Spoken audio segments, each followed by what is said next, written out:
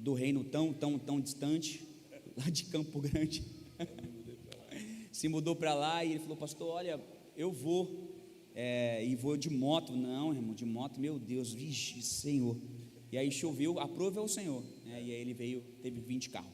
Enfim, uma bênção, muito obrigado, gratidão pela sua vida, né? Sempre que nós te amamos, ele sempre está sempre disposto, sempre vem, sempre nos abençoa, e essa igreja é grata pela sua vida, tá bom?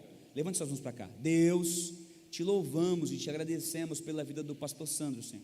Todas as vezes que o teu filho esteve aqui, ele foi bênção para as nossas vidas, e eu tenho certeza que hoje não será diferente. Enquanto ele ministra a sua palavra, visita a sua casa, a sua família, o seu ministério, e que não somente nós, mas que ele também seja abençoado como nós seremos. Fala conosco nessa noite, é o que nós pedimos, te agradecemos no nome de Jesus, amém. Dá um glória a Deus aí, querido, glória a Deus. Amém. Glória a Deus. Recebam todos a paz do Senhor, amém. Você está feliz com Jesus? Eu quero ser grato a Deus pela oportunidade de mais uma vez estarmos juntos para entregarmos um culto ao Senhor. Que Deus seja louvado por esta oportunidade.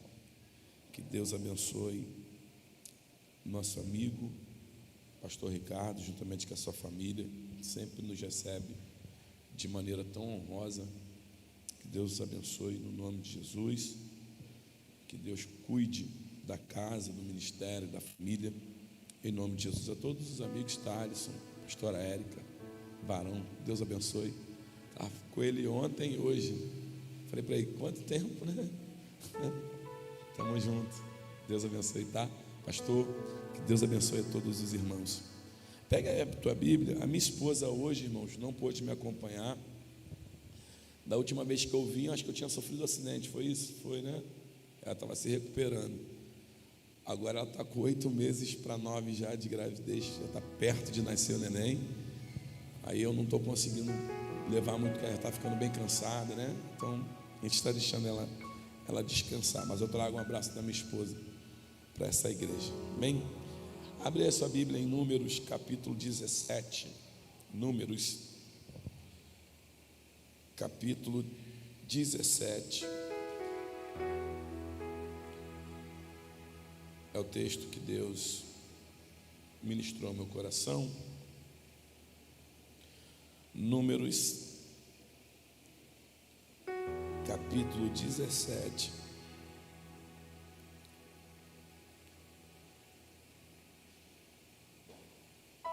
Versículo 8. Números capítulo 17, versículo 8.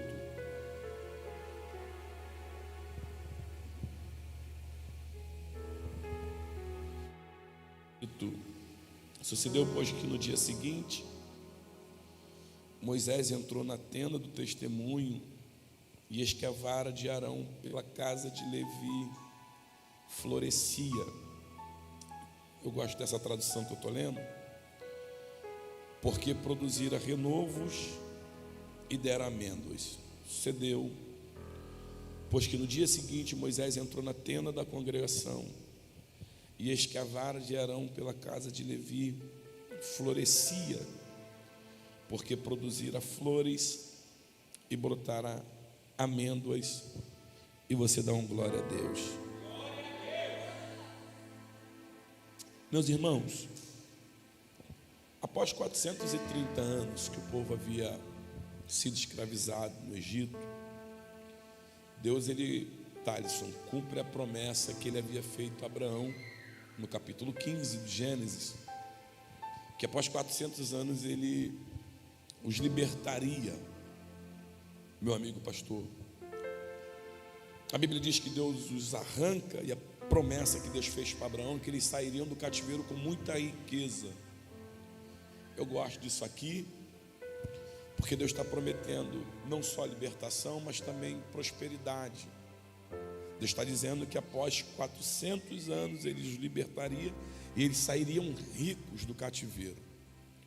Você sabe que após Deus os arrancar do Egito, os colocar no deserto, o deserto do Sinai, a Bíblia diz que Deus vai dar uma ordem para Moisés e dizer para Moisés separar 12 homens, espias, para que eles entrassem na terra de Canaã, terra da promessa, e que eles montassem um relatório num período de 40 dias.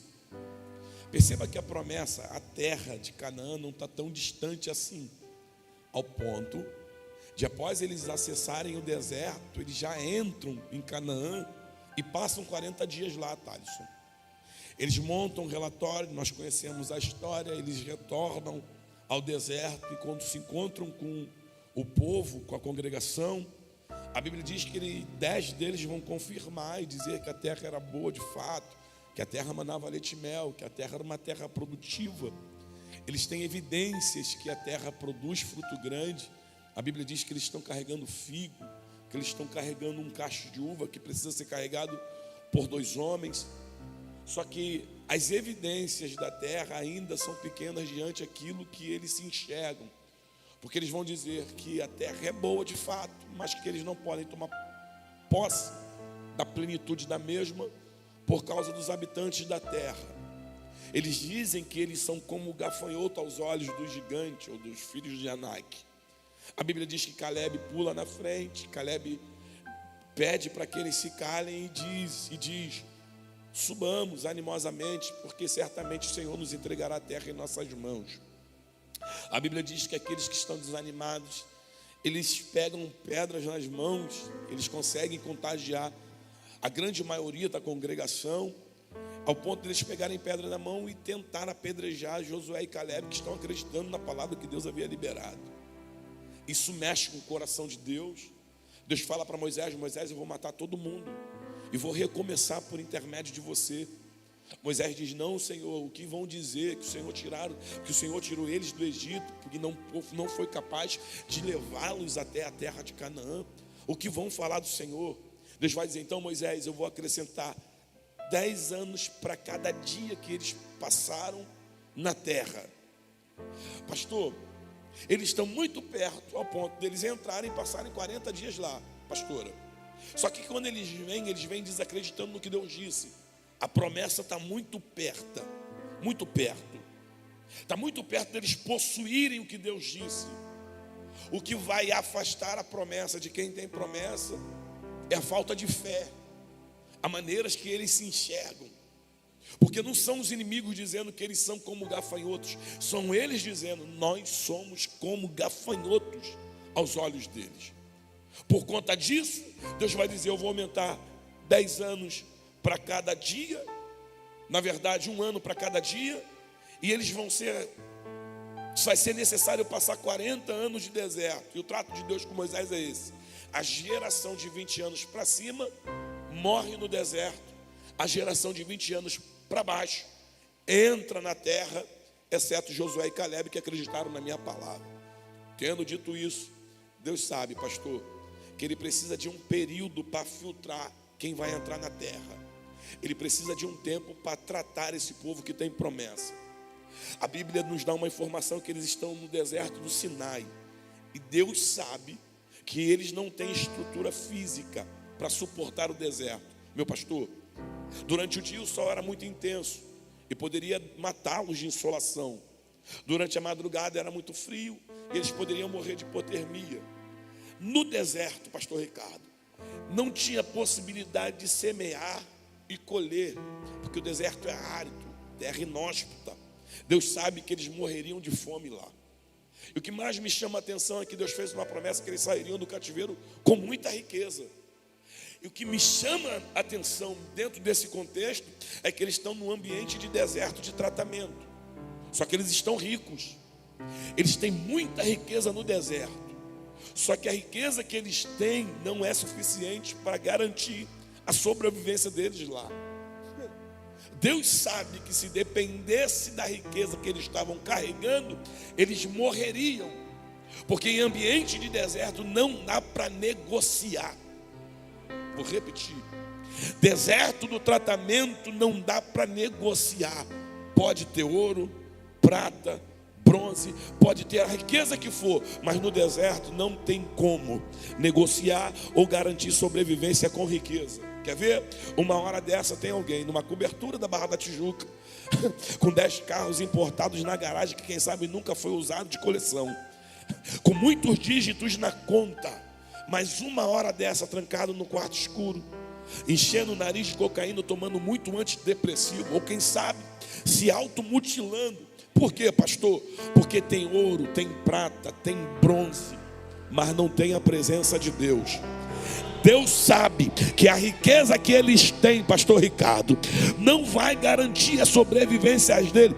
E qual é a consciência de Deus? Eu preciso habitar no meio deles, porque eu habitando lá, eu garanto a sobrevivência de quem tem promessa no deserto. E lá vai, na contrapartida, quem sabe alguém entrou aqui numa quinta-feira chuvosa como essa, aleluia, com um problema que se instalou semana passada. Já estamos quase no final dessa semana.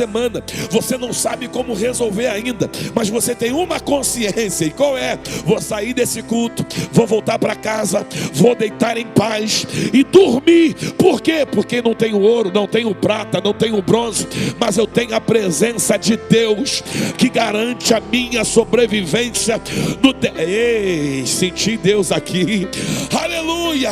Absalão persegue Davi, seu pai. A casa de Davi está de cabeça para baixo, pastor Ricardo. Absalão quer o trono, Absalão quer a coroa, Absalão quer as concubinas, Absalão quer os súditos, Absalão quer o lugar de Davi, aleluia. Davi está vivendo um momento desconfortável, mas Davi escreve no Salmo 3, no verso 5: deitei, dormi e acordei, porque o Senhor me sustentou. É Ele quem me sustenta nos meus dias de crise, é Ele que me sustenta em meus ambientes de deserto. Eu posso não ter ouro, mas se eu tiver a presença dEle, já é o suficiente para eu suportar o deserto do tratamento. Deus sabe, pastor, que a riqueza que eles têm não garante sobrevivência deles. Aí Deus vai dizer: Moisés, e o Senhor já disse aqui, pede ao povo de Israel que me traga uma oferta. Peça dele ouro, prata, bronze, linho fino, pele de texugo, óleo para unção, pedras preciosas, tinta vermelha, tinta azul. Deus vai classificar uma série de ofertas. E ele vai, ao finalizar essa série de ofertas, ele vai dizer: para que me construam um tabernáculo, para que eu habite no meio do meu povo. E eu gostei disso aqui, gente, porque Deus sabe que o deserto me mata. Deus sabe que eu não resisto ao deserto. E por saber, Ele tem uma ideia: te coloco no deserto para tratar, mas não te abandono no deserto do tratamento. Vou de novo, te coloco no deserto para tratar, mas você não atravessa esse deserto sozinho. Eu faço questão de descer no teu deserto e atravessar o teu deserto contigo. Olha para quem está do teu lado, por favor, e diga para ele: eu sei que o ambiente está desconfortável, mas você não está sozinho nesse deserto. Diga para ele: eu sei que o ambiente está complicado, mas Deus não te abandonou. O homem te promete, não cumpre. O homem promete, volta atrás. Deus não abandona a gente. Ele faz questão de atravessar o nosso deserto, segurando em nossas mãos. Pode uma mãe se esquecer de um filho que ainda amamenta, mas eu todavia não esquecerei. Eita, eu estou sentindo a presença desse Deus aqui. Moisés, eu quero descer, eu quero tabernacular, eu quero habitar nesse período de 40 anos no deserto, no meio do meu povo. E é literalmente no meio, pastor Ricardo, porque são 12 tribos. E essas tribos serão divididas em 4 seções de 3, que elas serão divididas ao redor do tabernáculo. Tabernáculo no meio, 3 tribos de um lado, 3 do outro, 3 na frente, 3 atrás. Thalisson.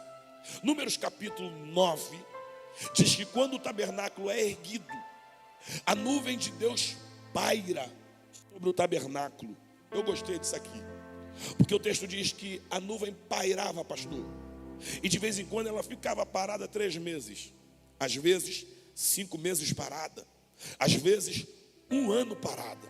Aí o texto diz que quando a nuvem se muda de fogo, que também os protegia dos animais venenosos do deserto e os aquecia do frio da noite.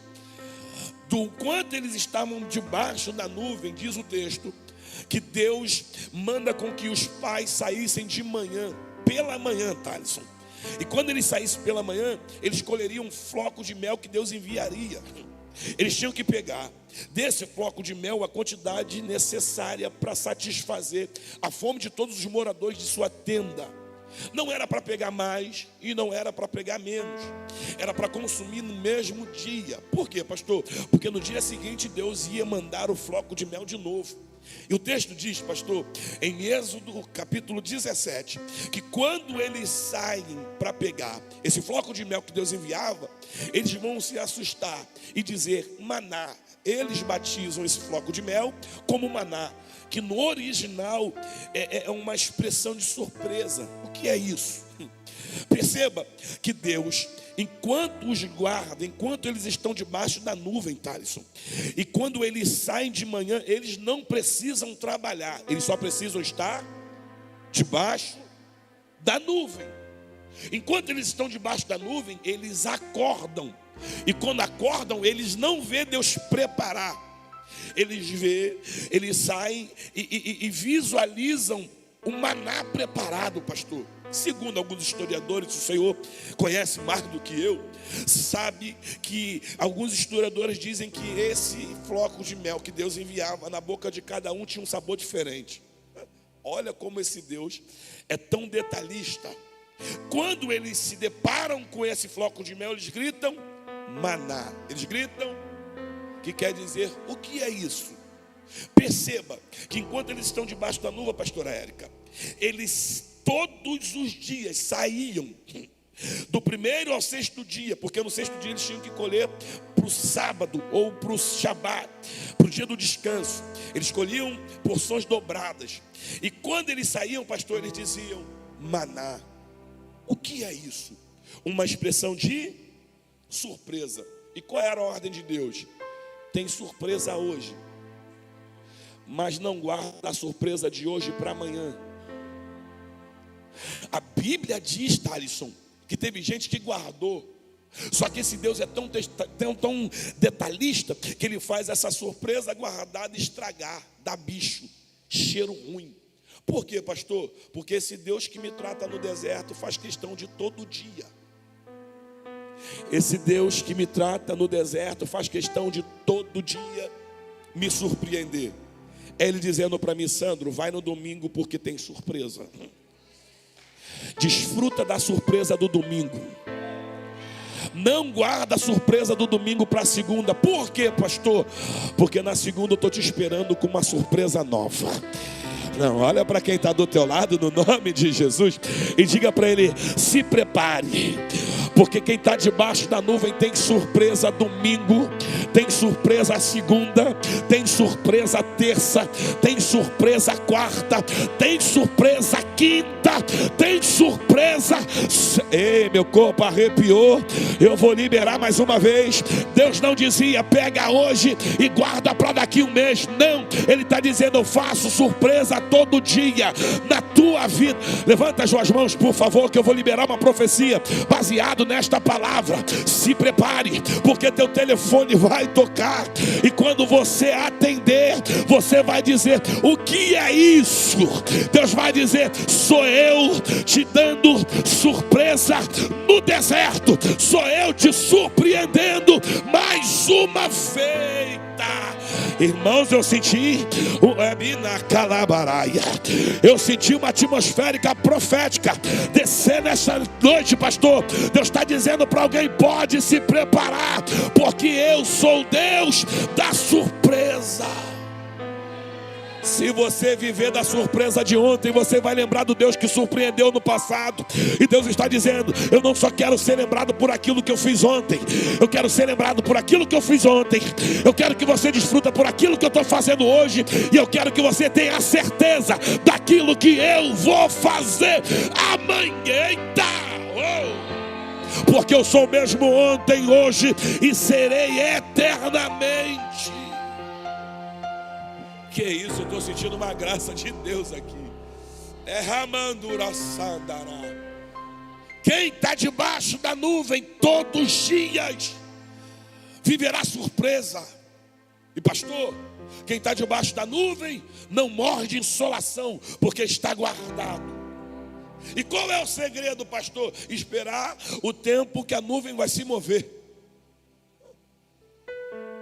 Eu não posso me precipitar em sair debaixo da nuvem se a nuvem está parada. O que simboliza o tabernáculo, a própria presença de Deus no meio do povo. Se ele não vai, eu fico. Mas pastor, está 5 meses parado, fica debaixo da nuvem. Porque debaixo da nuvem você está guardado. Não morre de insolação durante o dia, nem de hipotermia na madrugada. E não é envenenado por escorpiões e serpentes. Pastor, alguns estudiosos apontam a composição do Salmo 91 para Moisés. Há uma grande discussão acerca de quem compôs. Mas alguns apontam para Moisés e eu, de certa forma, concordo. Porque Moisés vai escrever dizendo: aquele que habita no esconderijo do Altíssimo, na sombra do Onipotente descansará. Direi do Senhor, Ele é meu Deus, o meu refúgio, a minha fortaleza, e nele confiarei. Porque Ele me livrará do laço do passarinheiro e da peste perniciosa. Alguém está pegando isso aqui? É Moisés dizendo: quem está debaixo da nuvem, morando debaixo da nuvem, habitando debaixo da nuvem, ainda que seja ambiente de deserto, eu posso ter descanso, porque eu tenho a certeza daquele Deus que me guarda, eu tenho certeza do Deus que me protege. Moisés chega a escrever no verso 7: nenhum mal te sucederá, e nem praga alguma chegará na tua tenda. É Moisés dizendo, Thaleson, da madrugada eu posso dormir em paz, porque se tiver alguém querendo me envenenar enquanto eu estiver descansando, vai ter que deparar com a coluna de fogo que guarda a minha casa. Quem está debaixo da nuvem tem livramento que nem você vê. É Moisés dizendo: eu posso dormir porque não serei envenenado, eu posso dormir porque não morrerei no deserto. Eu não sei se você tem mão para levantar, mas lá vai mais uma profecia: fica debaixo da nuvem. Por quê, pastor? Porque uma hora dessa os inimigos podem estar arquitetando contra a tua casa, contra a tua família, contra a tua tenda. Mas quem está debaixo da nuvem, quem mora debaixo da nuvem, tem uma certeza: pode arquitetar, pode tramar, mas nenhum mal te sucederá, nem praga alguma chegará na... Eu estou sentindo Deus aqui, aleluia. Moisés vai mais profundo e diz: se levantar uma guerra eu estou tranquilo, porque 1000 vai cair de um lado, 10.000 do outro, mas eu não serei atingido. Ei, não sei se você pega isso, mas enquanto eu estou pregando aqui, o inimigo está sendo neutralizado. Reuniões que você não estava, Deus estava. Conversas que você não ouviu, Deus ouviu. E Deus está dizendo: pode tramar, mas quem está debaixo da nuvem está guardado por Deus. Meu Jesus, quem está debaixo da nuvem está guardado. Missionária Érica, pastora Érica, a Bíblia diz que a nuvem se movia, pastor. E quando a nuvem se movia, era necessário desmontar as tendas, desmontar o tabernáculo e caminhar na direção que a nuvem ia. E eu acho isso aqui lindo, porque não é sobre o tempo de proteção, é também sobre a direção. Porque quem está debaixo da nuvem tem uma direção, e só vai na direção que a nuvem vai. Eu gosto disso aqui, porque se alguém se precipita, pode correr o risco de morrer no deserto. E Deus está dizendo: não é sobre velocidade, é sobre direção, é sobre foco, é sobre saber para onde está indo. Tem muita gente batendo cabeça porque saiu debaixo da nuvem. Tem muita gente perdido sem saber para onde vai, porque saiu da direção de Deus. E Deus está dizendo: quem anda debaixo da nuvem tem um destino. Qual é o destino, pastor? A terra da promessa. Olha para quem está do teu lado e diga: eu tenho um destino. Diga: eu posso até demorar, mas eu vou debaixo da nuvem. Porque não é sobre velocidade, é sobre saber onde vai chegar, é sobre saber para onde está indo. Escute, a Bíblia diz que era necessário, pastor, desmontar o tabernáculo e caminhar com ele debaixo da nuvem, pastor. Para isso Deus vai olhar para as 12 tribos, apontar para a tribo de Levi, e a tribo de Levi vai receber a ordem de Deus e a responsabilidade, Thaleson, de desmontar e cuidar do tabernáculo nesse período de transição. São a tribo de Levi que precisa desmontar, carregar, montar, cuidar dos utensílios santos. É a tribo de Levi que é escolhida para viver 100% servindo a Deus de forma integral, 100% voltado ao Senhor. Mas eu gosto disso aqui, pastor Ricardo, porque quando a gente olha para a história de Levi, nós vamos perceber que Levi teve 3 filhos: Merari, Coate e Gerson. 3 clãs têm origem de Levi. Aí vão sair os Meraritas, os Gersonitas e os Coatitas. Deus vai dividir os serviços entre esses 3 clãs. Os Meraritas, eles ficam com a responsabilidade de cuidar das cortinas, das tapeçarias e das velas. Deus vai olhar para os Gersonitas e vai dizer que eles vão cuidar da estrutura, da madeira. Desmontou, montou madeira com os Gersonitas, estrutura com os Gersonitas, cortina, tapeçaria, vela com os Meraritas. E os Coatitas, pastor? A responsabilidade de ministrar nos utensílios santos do tabernáculo. Só os Coatitas tinham a responsabilidade de pegar a arca, colocar nos ombros e caminhar com a arca. Olha a responsabilidade e a honra que Deus está dando para a clã de Coate: carregar o símbolo máximo da presença de Deus. Eles que tinham que colocar a arca nos ombros, pastor, e caminhar com a presença de Deus debaixo da nuvem. Agora escute isso aqui: da mesma família de Coate, dos Coatitas, Deus vai olhar para Arão e vai dizer: Arão, você vai ser o primeiro sumo sacerdote, e só os teus descendentes poderão exercer os sacerdócios. Qual era a função do sacerdócio, pastor? Era receber a oferta do povo, intermediar, ofertar a Deus. Ele era o que tinha a responsabilidade, uma vez no ano, no dia de Yom Kippur, entrar no lugar santíssimo e sacrificar a Deus no dia do perdão em favor do povo.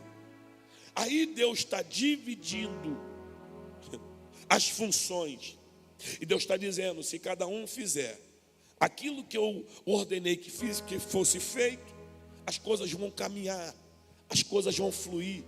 O reino de Deus é uma engrenagem, cada um cuidando daquilo que Deus colocou ou confiou nas tuas mãos. Quem é de cortina, fica com a cortina.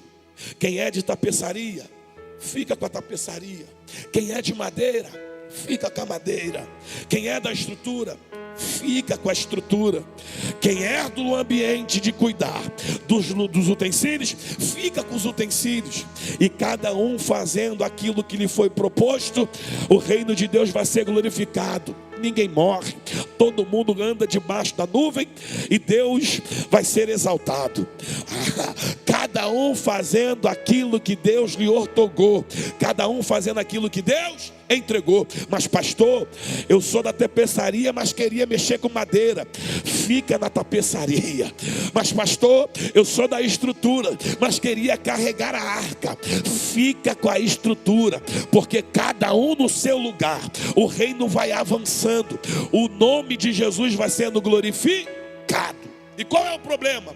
O problema é que na casa de Coate existe um homem chamado Corá, escolhido para carregar a arca, uma função de honra, pastora Érica. Só que Corá vai olhar para aquilo que Deus entregou a Arão. E quando Corá olha para aquilo que Deus entregou a Arão, surge no coração o desejo de fazer o que Deus ordenou a Arão. E qual é o problema aqui? O problema é que todas as vezes que eu olho para aquilo que Deus entregou ao meu irmão e desejo o que Deus entregou a ele, eu acabo minimizando, desvalorizando aquilo que ele entregou a mim. Eu não preciso ter o que Arão tem. Eu não preciso exercer o que Arão foi ortogado. Eu só preciso fazer aquilo que Deus confiou a mim. Eu não preciso, pastor, desejar o que Deus entregou ao outro. Eu só preciso valorizar o que Ele colocou nas minhas mãos. Você pode olhar para quem está do teu lado no nome de Jesus e diga para ele: você não precisa ter o que Arão tem. Você precisa só executar aquilo que Deus te confiou. Porque se você fizer aquilo que Deus confiou nas tuas mãos, já está bom demais. Se você fizer com excelência aquilo que Deus entregou nas tuas mãos, o nome de Deus vai ser glorificado. Eu não preciso pregar como o outro prega. Eu só preciso ser aquilo que Deus me chamou para ser. Eu não preciso fazer o que o outro faz. Eu só preciso fazer aquilo que Deus me confiou. Por quê, pastor? Porque assim o reino vai avançando e o nome de Deus vai sendo adorado. Irmãos, pense em alguém ruim de dar aula. Sou eu, varão. Pastor, e eu preciso entender isso. Todas as vezes que eu fui dar aula, pastora, virou culto. Marcha, língua estranha. Porque o meu negócio é pregar. Enquanto eu dou aula, se tiver uma brecha de fazer uma aplicação, eu vou entrar. E às vezes não funciona, porque Deus não me chamou para isso. Paulo disse: um foi chamado a doutor, outro a pastor, outro a evangelista. Eu preciso saber o meu lugar, cada um na sua praia. Pastor, quem está recebendo, quem chega na igreja, é melhor do que quem está no altar pregando? Não. Quem está tocando é melhor do que quem está cantando? Não. É cada um no seu lugar. E a engrenagem vai funcionando. Só que Corá, ao olhar para aquilo que Deus entregou a Arão, sente desejo de ter o que Arão tem. E acaba abrindo mão daquilo que Deus deu a ele. E qual é o perigo aqui, pastor?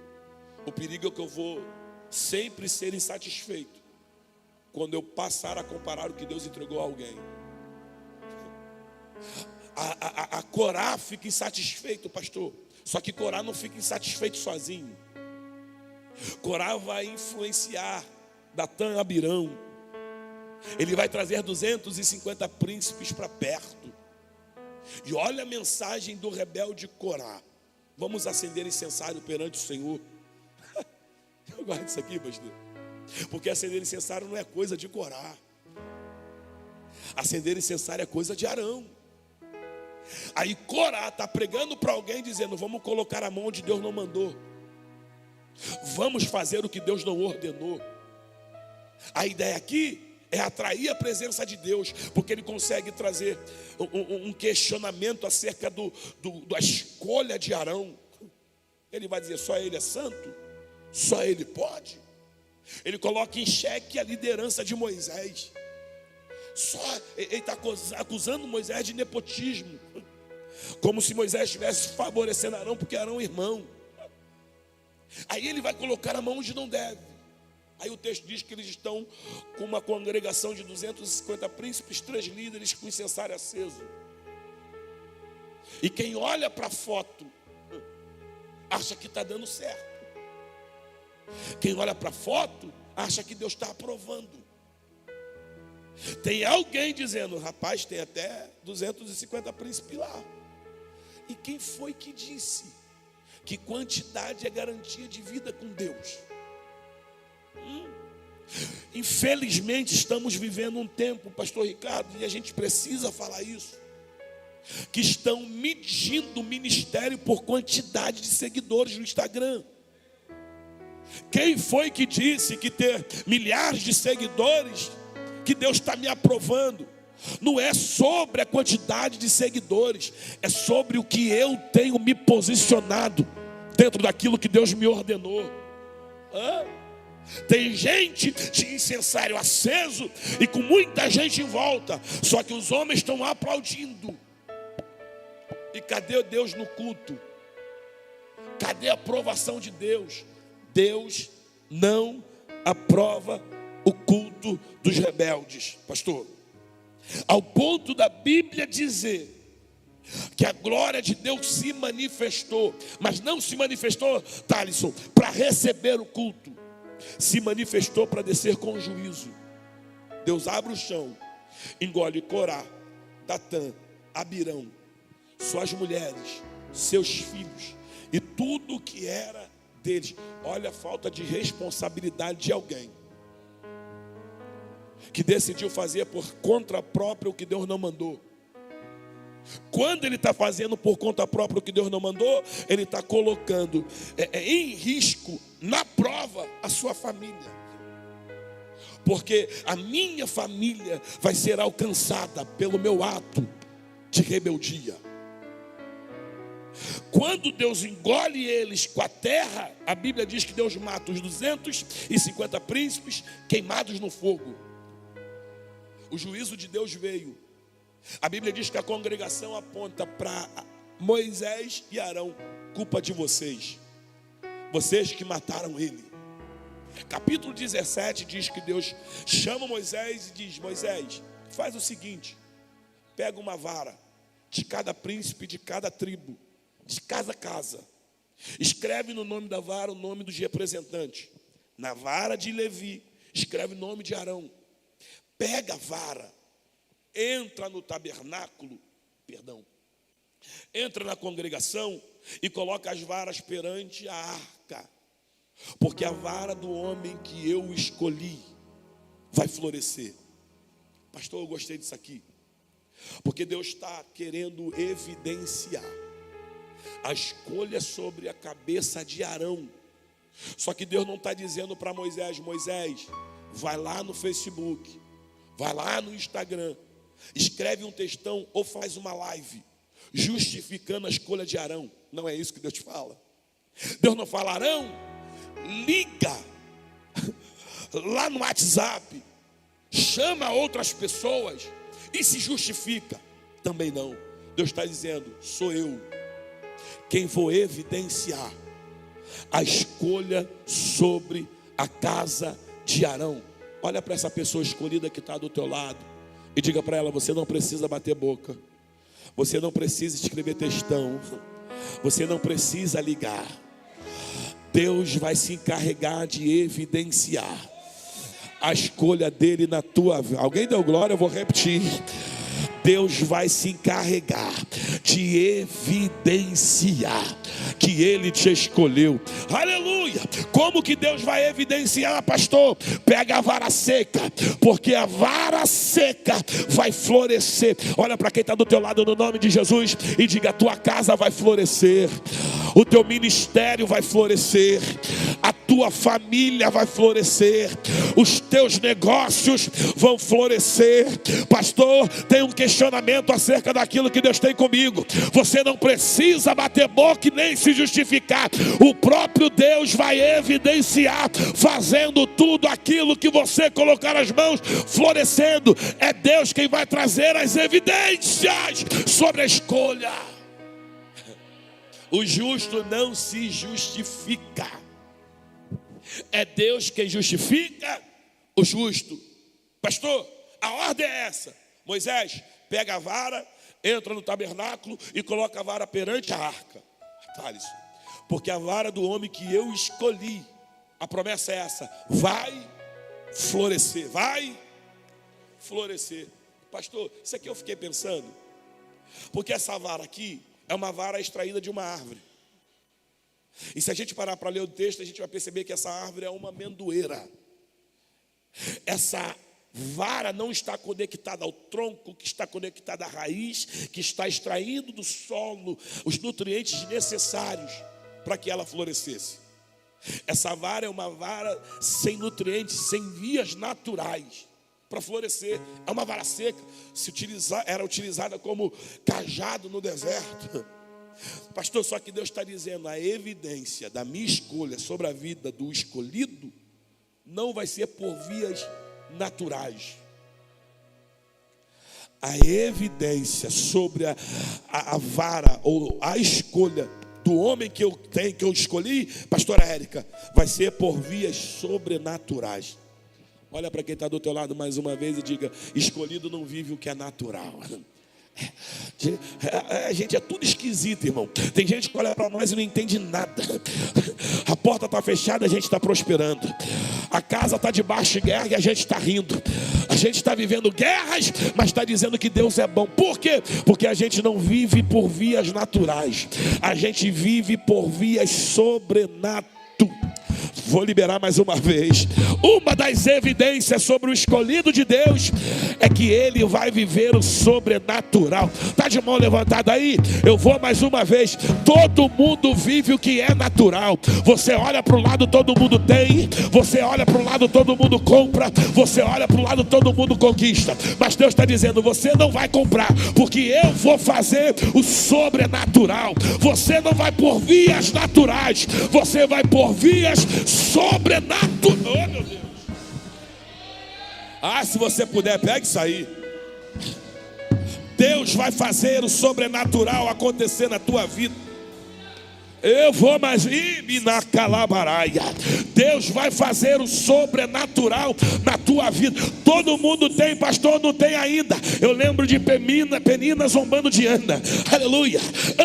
Penina dizia para Ana: eu tenho, tu não tem, você não gera, eu gero um monte. Só que Ana não é qualquer uma. Ana é alguém que Deus escolheu para gerar o que é sobrenatural. Penina tinha um monte, pastor. Ana só queria um filho natural, um filho normal, como toda mulher gerava. Só que o que Deus quer dar para Ana não é como que ele dava para Penina. O que ele vai dar para Ana é por vias sobrenaturais. Por quê? Porque Ana queria um filho. Deus queria um profeta, sacerdote e juiz. Meu corpo arrepiou, eu vou de novo. Ana só queria um filho. Deus queria um profeta, um sacerdote e juiz. E lá vai. Nenhum homem dentro do contexto viveu o tríplice ministério. Ou era profeta, ou era juiz, ou era sacerdote. Aí Deus está dizendo: Ana, enquanto você quer o que é natural, eu quero te dar o que ninguém gerou. Eu quero te dar o sobrenatural. Presta isso aqui, pastora, porque ele está mandando Moisés entrar dentro do tabernáculo, na igreja, e colocar a vara seca perante a arca. Então, varão, implica dizer que tem gente escolhida seca. Porque está seca, pastor, se é escolhido? Porque é escolhido, mas está no lugar errado. O que Deus está dizendo para Moisés? Existe um ambiente certo para a vara escolhida florescer. Eu sou filho de pastor, eu já disse isso aqui. Eu sou filho de pastora. E pastora Érica, eu lembro de gente pregar para mim lá na comunidade, pastor, seco, sem tomar banho por alguns dias. Não podia ver meus filhos, não podia voltar na baixada, seco. Eu lembro de uma casa que eu fiquei um período, não tinha porta, e não é música não, é de fato. Não tinha porta, não tinha janela, não tinha rede elétrica, pastor, não tinha nada. Só um tapete vermelho sujo. Eu dormia ali, e eu sentia os ratos passando para lá e para cá. Seco. Aí alguém entrava lá e dizia: rapaz, tu é um escolhido. E eu questionava, dizendo: como é que eu sou escolhido vivendo da maneira que eu vivo? Nem liberdade em alguns lugares eu tenho. Ele disse: você é um escolhido, mas você só está seco, porque você está no lugar errado. Porque lugar de florescer é na presença. Você não é quem você é por causa dos teus olhos azuis. Você não floresce como você floresce por causa da tua inteligência. Você não prospera da maneira que você prospera porque você é bom. Você só está florescendo porque você está no lugar certo. Porque tu está na presença de... se não fosse a presença dele, eu não prego porque prego. Eu prego porque eu estou na presença de Deus. Eu não vivo que eu estou vivendo porque eu sou bom, é porque um dia eu me posicionei perante a presença do Senhor. Olha para essa vara seca que está do teu lado e diga: o teu lugar é na presença de Deus. Diga: o teu lugar é na nova rota, servindo a Deus. O teu lugar é na presença do Eterno, porque enquanto você está aqui, você está debaixo de uma promessa. E qual é a promessa, pastor? Tudo que você colocar as mãos vai florescer.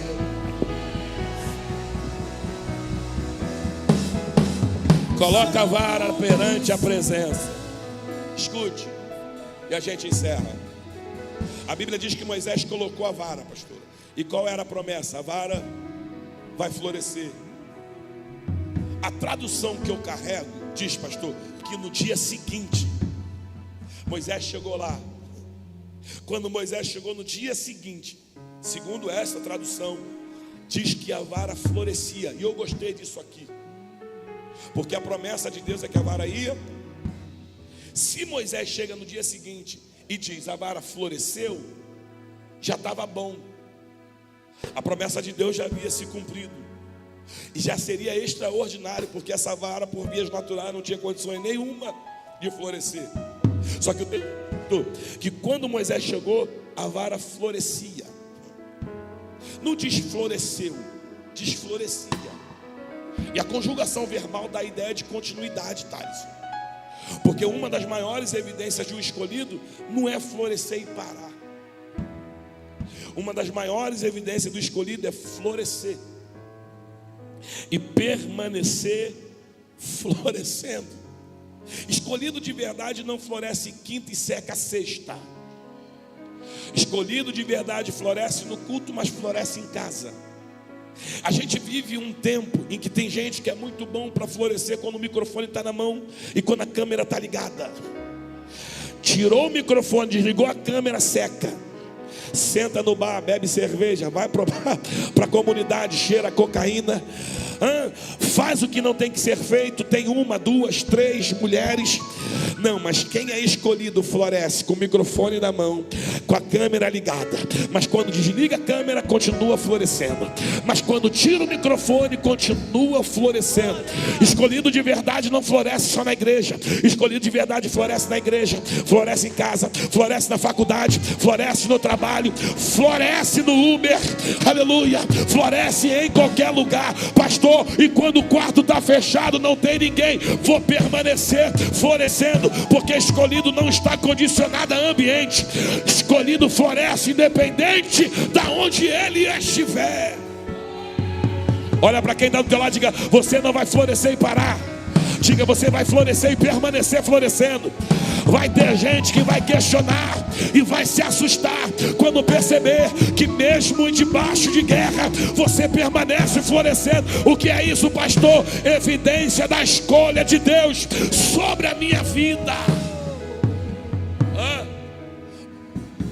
Ela florescia, pastor, mas Moisés diz: não só florescia, ela também dava renovo. Porque é impossível uma vara seca entrar na presença de Deus e permanecer seca. Entra seca, mas na presença de Deus é renovada. O texto diz que ela dava novos brotos, novos galhos começaram a ser gerados por intermédio dela. Por quê, pastor? Porque sobrenatural é assim: a gente entra seco, sem estratégia nenhuma, sem pensamento, expectativa nenhuma. Quando chega aqui, Deus começa a dar novos nortes, Deus começa a dar novas estratégias, Deus começa a fazer coisas novas ser geradas. Não, eu lembro que alguém pregou para mim, Thales, e disse: não, o teu lugar é na igreja. E eu pensava, pastora Érica, que eu ia entrar, sentar, ficar sentado, passar o culto, ir para casa e ficar lá. Só que Deus, quando eu cheguei aqui, Ele disse: eu tenho novas estratégias, novos horizontes, eu tenho novas revelações para te entregar. Eu vou mais uma vez. A gente até entra seco, mas na presença de Deus a gente é renovado. Eu estou pregando para gente que entrou aqui, pastor, que quem sabe entrou debaixo de guerra, mas não vai voltar para casa da mesma maneira. Tem renovo de Deus sobre a tua vida. Tem renovo de Deus sobre a tua... Eita! Florescia. dava renovo e gerava amêndoa. A gente encerrou. Porque a maior evidência de um escolhido é os frutos que ele produz.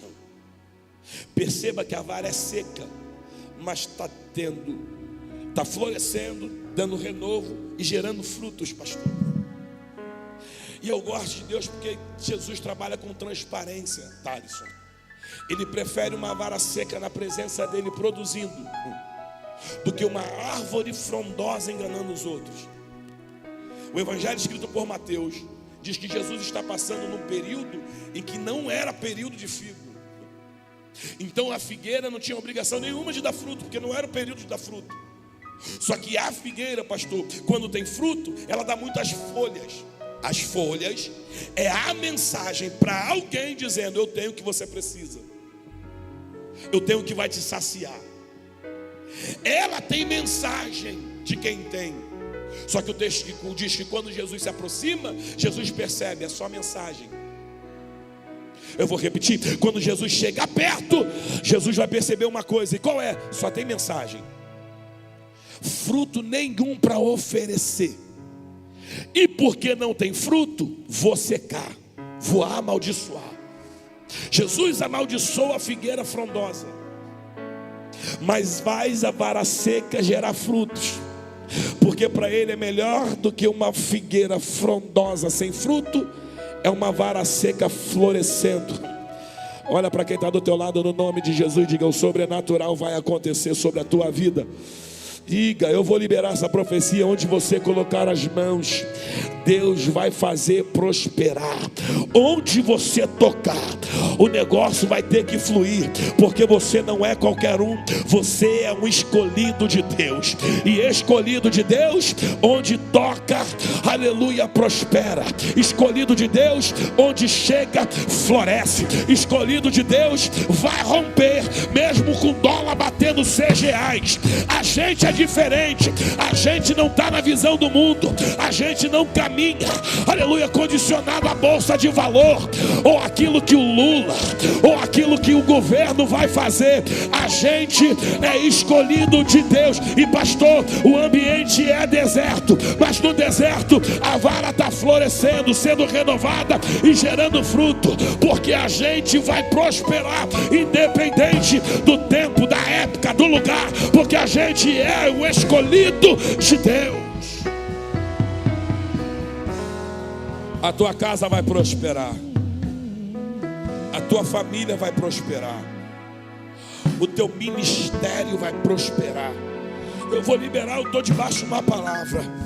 Onde você colocar as mãos, o sobrenatural vai acontecer. Eu vou liberar mais uma vez. A nova rota vai viver um tempo profético.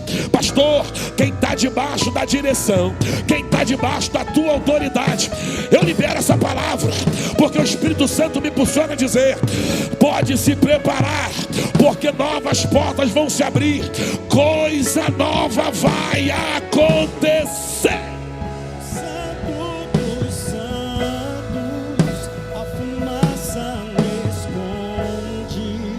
Só teus olhos me veem. Florescia, dava renovo e gerara fruto. Pastora, o texto diz que isso tudo aconteceu quando Moisés entrou no dia seguinte. Moisés entrou no dia. Eu entrego o microfone. Eu estava estudando sobre a amendoeira.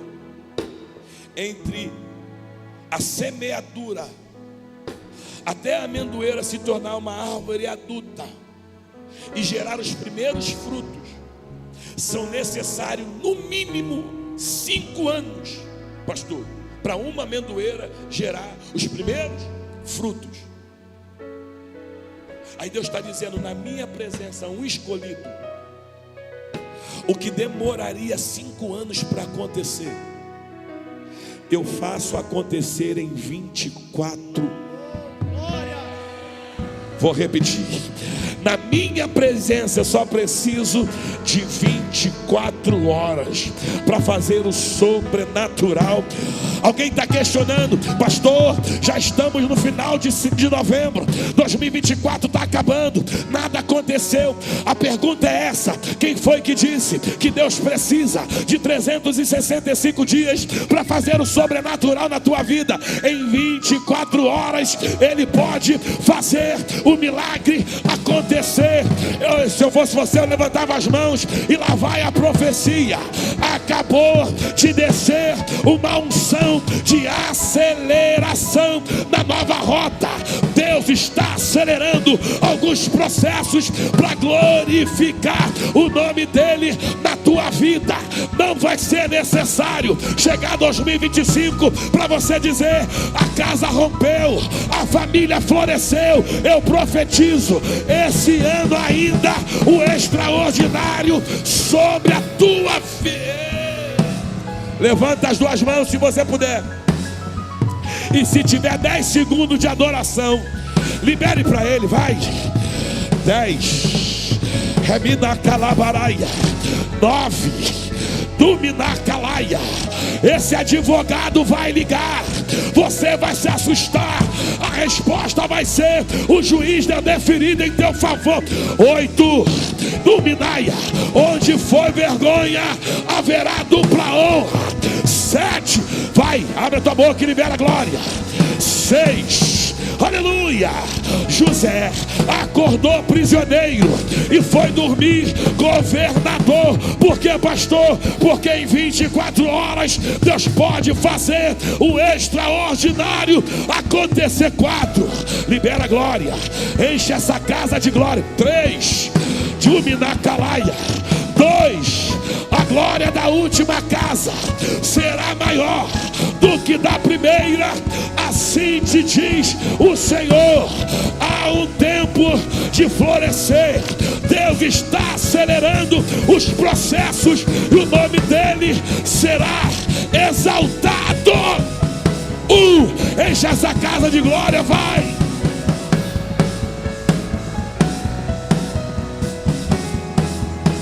No santo dos santos, a fumaça me esconde, só teus olhos me veem. Debaixo de tuas asas é meu abrigo, meu lugar secreto. Só tua graça me basta, tua presença é o meu prazer. Pastor, entrei aqui seco. Todo mundo diz que eu sou escolhido, mas ainda não estou produzindo nada. Pastor, entrei aqui seco. Eu não estou vendo nada acontecer. Não basta ser escolhido, você precisa estar no lugar certo. Eu não sei se você entrou aqui hoje e ainda não entregou tua vida para Jesus, e ainda não reconheceu Ele como o único e suficiente Salvador da tua vida. Eu tenho um convite e sou muito rápido. Você quer entregar a tua vida para Jesus nessa noite? Se você quiser se posicionar, sai do teu lugar e vem aqui na frente, no nome de Jesus. Tem alguém que quer entregar a vida para Jesus aqui? Tem alguém que quer retornar para os caminhos do Senhor? Tem alguém? Você só vai florescer quando você se posicionar no lugar certo. Tem alguém? Somos todos salvos?